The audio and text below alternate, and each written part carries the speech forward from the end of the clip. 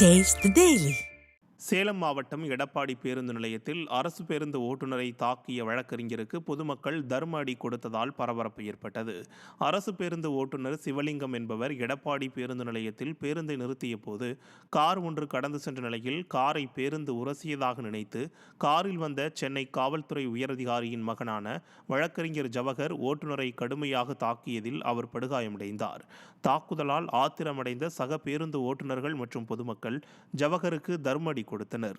விடியா ஸ்டாலின் ஆட்சி மீது பயம் இல்லாததால் அரசு அதிகாரிகளின் குடும்பத்தினரும் அராஜகத்தில் ஈடுபடுவதாக பொதுமக்கள் குற்றம் சாட்டி திருவண்ணாமலைக்கு விழுப்புரத்திலிருந்து சிறப்பு ரயில் இயக்கப்படும் என தெற்கு ரயில்வே அறிவித்துள்ளது.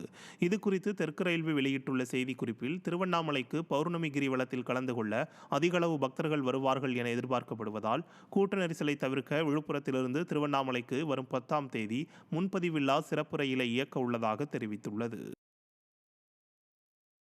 திருப்பூரில் குடிநீர் பணிக்கு தோண்டப்பட்ட பள்ளத்தை சரிவர மூடாததால் தண்ணீர் லாரி சாலை நடுவே சிக்கி போக்குவரத்து பாதிக்கப்பட்டது.